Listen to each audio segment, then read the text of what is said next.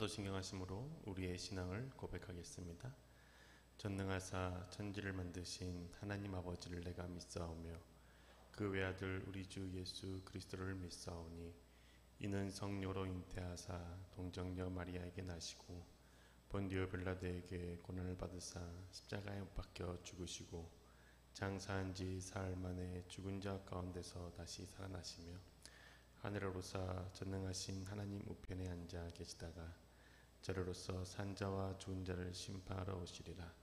성령을 믿사오며 거룩한 공예와 성도가 서로 교통하는 것과 죄를 사하여 주시는 것과 몸이 다시 사는 것과 영원히 사는 것을 믿사옵나이다.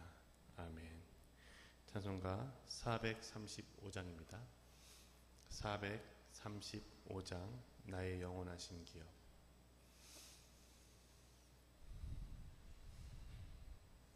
435장 함께 찬양하시겠습니다.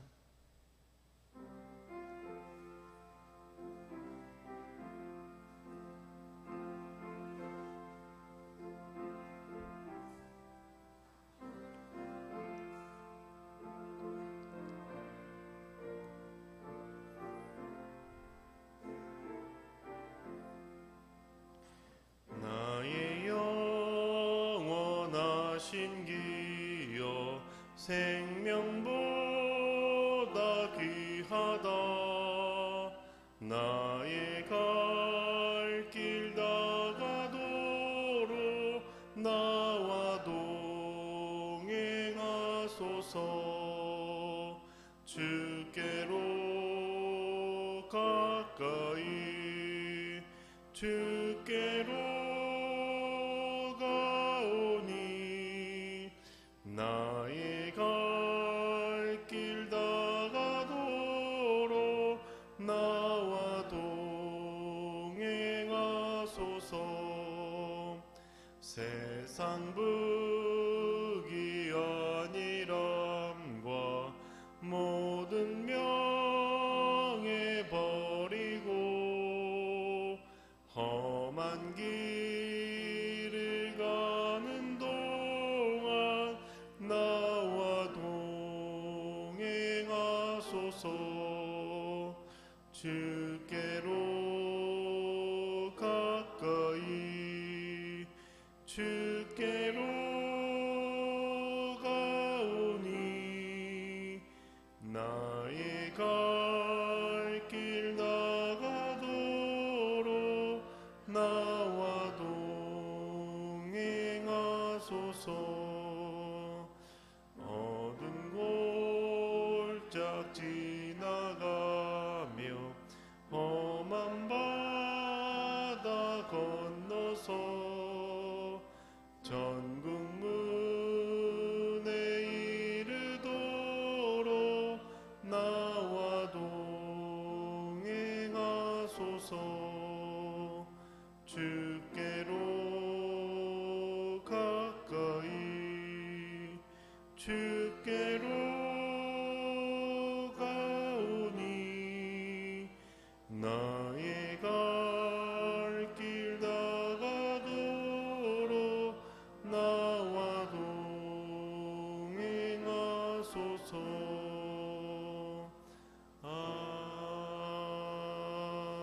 아멘.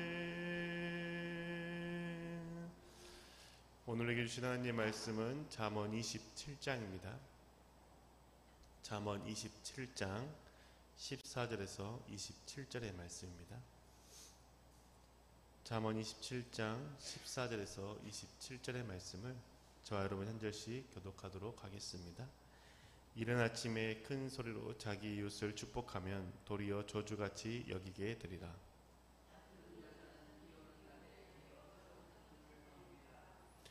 그를 제어하기가 바람을 제어하는 것 같고 오른손으로 기름을 움키는 것 같으니라.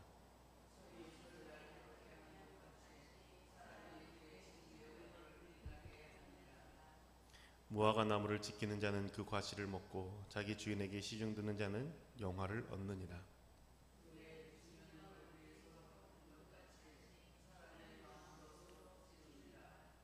서울과 아바도는 만족함이 없고 사람의 눈도 만족함이 없느니라.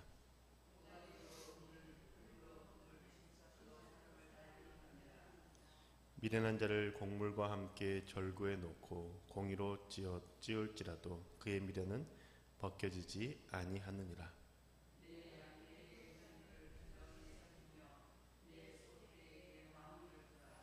대제 재물은 영원히 있지 못하나니 면류관이 어찌 대대에 있으랴.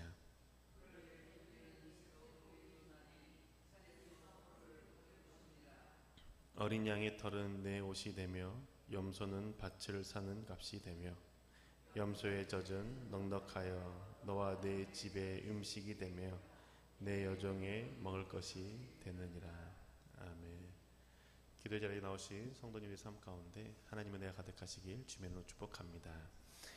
잠언의 말씀을 계속해서 묵상하고 있는데 무엇을 생각하고 무엇을 깨닫게 되십니까? 솔로몬이 인생을 살아가는 데 있어서 중요하게 여기는 것들이 무엇인 줄 우리에게 가르쳐주고 있죠. 한 문장을 요약한다면 아마도 지혜로운 자가 되고 미련한 자가 되지 말라가 아닐까 싶습니다. 지혜로운 자는 하나님을 경외할 뿐만 아니라 이웃과의 관계에서도 살피고 사랑하며 살아가죠. 하지만 미련한 자는 자기 자신만을 생각하고 남의 말을 듣지 않고 욕심을 쫓아 살아가는 자입니다. 오늘은 솔로몬이 우리에게 인간관계에서 지혜로운 자가 되기 위해서 어떻게 해야 되는지에 대해서 가르쳐주고 있는데 그 가르침에 대해서 함께 생각해 보기 원합니다. 인간관계에서 지혜로운 자가 되기 위해서 세 가지를 중심으로 이야기해 보고자 합니다. 첫째는 좋은 말에도 시기와 태도가 있다라는 것입니다. 14절의 말씀입니다. 이른 아침에 큰 소리로 자기 이웃을 축복하면 도리어 저주같이 여기게 되리라.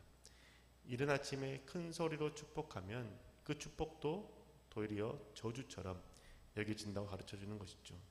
축복이라고 한다면 그 축복은 상대방을 잘되게 상대방에게 복을 빌어주는 것인데 그 시기와 태도가 맞지 않으니 오히려 그게 복이 아니라 독이 되는 것이라고 알려주는 것이죠. 이른 아침에 큰 소리로 이웃을 축복하는 것은 상대방을 진심으로 축복하는 것처럼 여겨지지 않습니다. 오히려 단잠을 깨고 그 아침에 있을 회복과 쉼에 대해서 방해하는 것처럼 여겨지는 것이죠. 이른 아침이라는 시간도 문제이지만 큰 소리라는 태도도 문제라는 것입니다. 잠이 깨지 않은 상태에서 큰 소리로 듣는 것은 신경질과 화를 돋구게 되는 것 우리가 잘 알고 있지 않습니까? 그렇게 솔로몬은 관계에서 상대방의 상황을 살피는 것 그리고 적절한 시기에 적절한 태도로 말하는 것에 대해서 중요하다고 가르쳐 주는 것이죠. 히브리어에서 축복하다라는 이 단어는 일방적으로 긍정적으로 사용되지만 때로는 문맥상에서 살펴보면 기만하는 것으로 사용되기도 한다는 것입니다. 아무리 좋은 말이라고 할지라도 그 시기와 태도가 적절하지 않는다면 오히려 그 축복하는 좋은 말이라 할지라도 그게 오히려 저주하는 말과 같이 여겨질 수 있다는 것이죠. 진심을 담아 진실된 태도로 축복하는 것이 상대방에게 그 축복이 전달된다는 겁니다. 두 번째 태도에 있어서는 다툼을 일으키는 태도가 가정을 깨트린다는 것이죠. 15절과 16절의 말씀입니다. 다투는 여자는 비 오는 날에 이어 떨어지는 물방울이라. 그를 제어하기가 바람을 제어하는 것 같고 오른손으로 기름을 움키는 것 같으니라. 15절과 16절의 말씀을 살펴보면 다투는 여자가 비 오는 날에 떨어지는 물방울이라고 말씀하지 않습니까? 여기에 우리가 주의해서 봐야 되는 것은 여자가 아니라 다투는 태도입니다. 다투는 여자라고 표현한 것은 잠언에서 현숙한 여인과 대조하기 위해서 반복적으로 다투는 여인을 사용하고 있습니다. 그리고 구약의 말씀을 듣는 사람은 남자들이었죠. 그렇게 남자들에게 그 다투는 태도가 얼마나 큰 파괴력을 가지고 있는지 각인시키기 위해서 남자들의 상대방인 다투는 여자라는 표현을 사용한 것입니다. 다투는 사람은 비 오는 날에 이어서 끊임없이 떨어지는 물방울과 같다고 말씀합니다. 물이 계속 떨어지는 것 처음에는 대수롭지 않게 생각하고 쉽게 생각합니다. 그런데 반복적으로 떨어지게 될 때에 엄청난 파괴력을 가지고 있죠. 계속해서 떨어지는 물방울이 바위를 뚫는 것을 보면 우리도 알 수 있지 않습니까? 다투는 태도를 고치지 않으면 그 결과는 가정을 파괴하고 공동체를 깨트린다는 것입니다. 그런데 다투는 태도 고치는 것, 상대방이 해줄 수 있는 것 아니라는 겁니다. 바람을 제어하는 것 불가능하죠. 기름을 손으로 잡는 것 거의 어렵습니다.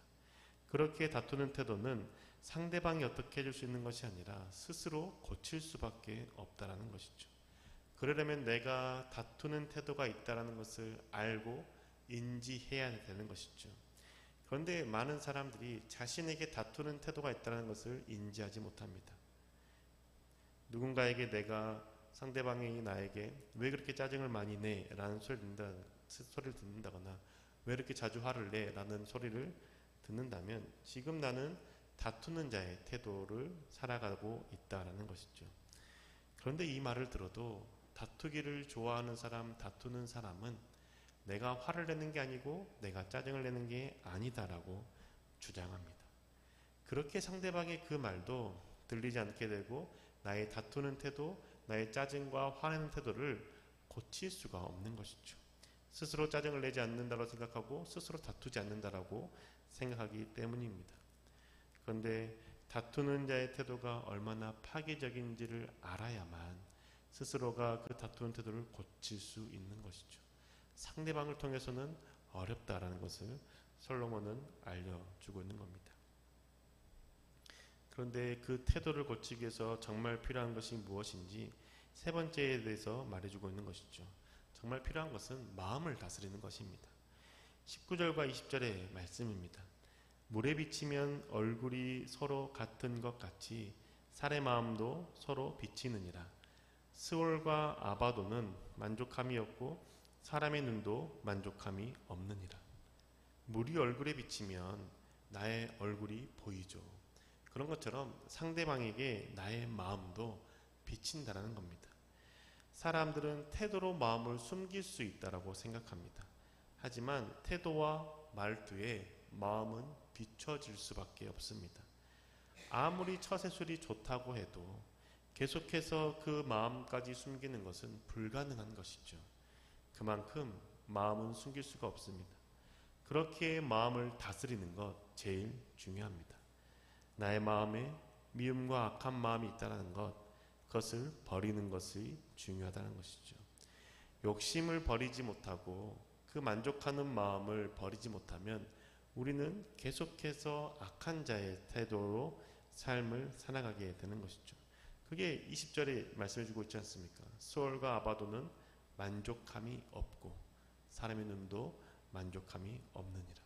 그 악한 땅도 만족함이 없는 것처럼 악한 사람의 눈은 만족함이 없다라는 것이죠. 만족함이 없는 악한 눈을 가지고 있는 사람은 그 마음이 태도로 드러나는 것이죠. 욕심과 탐심이 표출되는 겁니다. 상대방보다 내가 더 주목받고 사랑받고 싶어하는 마음이 그대로 태도에서 드러나게 되는 것이죠. 그래서 솔로몬은 관계에서 태도와 말 중요하지만 그와 동시에 마음을 다스리는 것이 중요하다라고 가르쳐 주는 것이죠. 그런데 그 마음을 단련하는 좋은 도구가 칭찬이라고 솔로몬은 알려줍니다. 27장 21절의 말씀이죠. 도가니로 은을, 풀무로 금을, 칭찬으로 사람을 단련하느니라. 칭찬으로 사람을 단련하는데 그것이 마치 도가니로 은을 단련하고 풀무로 금을 단련하는 것 같다라고 말합니다. 도가니는 고온의 불을 견딜 수 있는 토기인 것 알지 않습니까? 그리고 풀무는 그 도가니 안에 그 불을 화력을 세게 하기 위해서 바람을 넣는 도구라는 것 또한 알고 있습니다. 즉 고온의 불을 견딜 때에 금과 은이 정제되어서 나오는 것이죠. 그런 것처럼 칭찬을 견딜 때에 사람이 단련되어지고 정제되어 나온다는 것을 의미하는 겁니다. 그러면 칭찬을 견디는 것, 칭찬 가운데 어떻게 있어야만 우리가 정제되는 태도로 나올 수 있는 걸까요? 칭찬은 사람의 기분을 좋게 하죠. 마치 내가 뭐라도 된 것처럼 여겨지게 합니다. 그래서 칭찬이 도가니가 되고 풀무가 되는 것이죠. 그 칭찬을 들을 때 내가 한 것이 아니라 하나님의 은혜로 말미암아 되었다라는 사실을 기억하는 마음과 태도를 갖는 게 중요하다는 겁니다. 칭찬은 나를 높여주는 것인데 그 내가 나를 높여주는 그 칭찬 속에서 하나님을 생각하는 것, 하나님의 은혜를 기억하고 하나님께 영광 돌리는 사람이 미련하지 않고 지혜로운 삶을 살아가게 된다는 것이죠. 칭찬을 자기의 것으로 취하는 그 순간 사람은 교만해지고 어리석은 것 가운데 빠지게 되기 때문입니다. 잠언 16장 18절의 말씀이 있지 않습니까? 교만은 패망의 선봉이요 거만한 마음은 넘어짐의 앗잡이니라. 교만이 패망의 선봉이라고 잠언 16장 18절은 말씀해주고 있습니다. 그렇기에 칭찬을 듣는 그 자리에서 내가 높아지고 내가 인정받는 것에 만족하는 것이 아니라 그 칭찬을 받을 수 있게 하시는 분이 하나님의 은혜, 하나님의 도우심이라는 것을 생각할 때에 우리는 정죄된 자로서 지혜로운 자의 삶을 살아가게 되는 것이죠. 교만해지지 않고 겸손해지는 겁니다. 욕심과 탐심을 쫓지 않고 자족하며 살아가게 되는 것이죠. 그래서 욕심과 탐심이 없는 사람은 자신에게 주어진 삶을 충실하게 살아감을 또한 솔로몬은 알려주고 있습니다. 23절과 24절의 말씀이죠. 내 양떼의 형편을 부지런히 살피며 내 소떼의 마음을 두라. 대저제물은 영원히 잊지 못하나니 면류관이 어찌 대대에 있으랴. 나의 양떼를 살피고 나의 소떼의 마음을 두는 자가 겸손한 사람이고 지혜로운 사람이라는 겁니다. 탐심과 탐욕이 있는 사람은 다른 사람의 양떼와 소떼의 마음을 두고 그것을 어떻게 내 것으로 만들지를 생각합니다. 그런데 지혜로운 사람은 타인의 것을 탐내지 않고 나의 양떼와 소떼의 형편과 그 마음을 두고 살핀다는 것이죠. 내 양떼의 많고 적음에 따라서 내 양떼를 살피고 소떼의 마음을 두는 것이 달라지는 것이 아니라는 겁니다.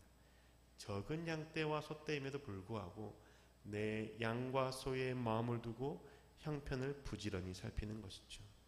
그러함으로 양떼의 적음에도 불구하고 자족하며 오늘 하루를 성실하게 살피고 마음을 두며 살아가는 것이죠. 그게 하나님 앞에 자족하는 자의 삶이고 지혜로운 자의 삶이라는 것이죠. 미련한 자가 재물에 마음을 둔다는 겁니다. 재물이 많아야 행복하다고 생각하고 많은 양떼와 많은 소떼를 소유하기 위해서 다른 것에 마음을 쏟게 되는 것이죠. 그러다가 재물이 어느 순간 사라지게 되면, 면류관이 어느 순간 없어지게 되면 탄식하고 절망하며 낙심 가운데 어려움에 빠지게 된다는 것이죠. 사랑하는 교회 여러분, 하나님과의 관계뿐만 아니라 사람의 관계에서도 지혜로운 자가 됩시다. 아무리 좋은 말이라고 해도 좋은 태도로 할 수 있는 자가 됩시다. 축복의 말을 빈말로 하지 말고 좋은 마음과 축복하는 태도로 진심으로 상대방에게 복을 빌어주는 축복하는 자가 됩시다. 그럴 때에 다투는 태도를 버릴 수 있는 것이죠. 내가 축복하기를 좋아하는 것이 아니라 다투기를 좋아하는 자라는 사실을 또한 인정할 때에 우리는 그 자리에서 돌이킬 수 있습니다. 내가 다투는 것을 축복하는 것보다 더 많이 하고 있다면 그 나의 태도가 가정을 깨뜨리고 공동체를 깨뜨리는 태도와 삶이라는 것을 생각하고 돌이키는 자가 됩시다. 그러기 위해서 마음을 다르게 합시다. 악한 마음을 버리고 거룩하고 사랑하는 마음을 가집시다. 그 마음이 태도로 드러나기 때문인 것이죠. 그 마음을 바로잡기 위해서 가장 중요한 건 자족하는 것이지 않겠습니까? 다른 사람의 것을 탐내는 것이 아니라 자족하며 감사하며 오늘 하루의 삶을 살아갈 때 그 마음에서 바른 말이 나오고 상대방을 향한 축복하는 말들이 진심으로 나오게 되는 것이죠. 오늘 하루도 내게 허락해 주신 하나님께 감사하는 마음으로 자족하며 살아갈 때 하나님의 은혜가 풍성하게 누릴 수 있을 것입니다. 마음을 바르게 함으로 사람들과 은혜로운 관계를 맺고 매일의 삶 가운데 하나님께 감사하는 저와 교우름 되시기를 주님의 이름으로 축복합니다. 기도하겠습니다. 하나님, 우리의 마음을 주께 두는 자가 되길 원합니다. 재물에 두지 않게 해주시고 주님께 둠으로써 하나님의 가르침 가운데 마음을 바르게 할 수 있는 은혜 허락하여 주옵소서. 마음을 바르게 하여 상대방을 온전한 마음, 진실된 마음으로 축복하게 해주시고 욕심과 탐심을 쫓지 않고 주님께서 내게 허락해 주신 오늘 하루의 삶을 성실하게 자족하며 살아가는 자가 되게 하여 주옵소서. 마음의 욕심으로 말미암아 탐심으로 말미암아 다투는 자가 되지 않게 해주시고 감사하는 마음으로 축복하는 자가 될 수 있도록 우리의 삶의 태도 바르게 인도하여 주옵소서. 역사하시고 함께 하시는 우리 주 예수 그리스도 이름으로 기도드립니다. 아멘. 하늘에 계신 우리 아버지여, 이름이 거룩히 여김을 받으시오며 나라가 임하시오며 뜻이 하늘에서 이루어진 것 같이 땅에서도 이루어지이다. 오늘 우리에게 일용할 양식을 주시옵고 우리가 우리에게 죄 지은 자를 사하여 준 것 같이 우리 죄를 사하여 주시옵고 우리를 시험에 들게 하지 마시옵고 다만 악에서 구하시옵소서. 나라와 권세와 영광이 아버지께 영원히 있사옵나이다. 아멘.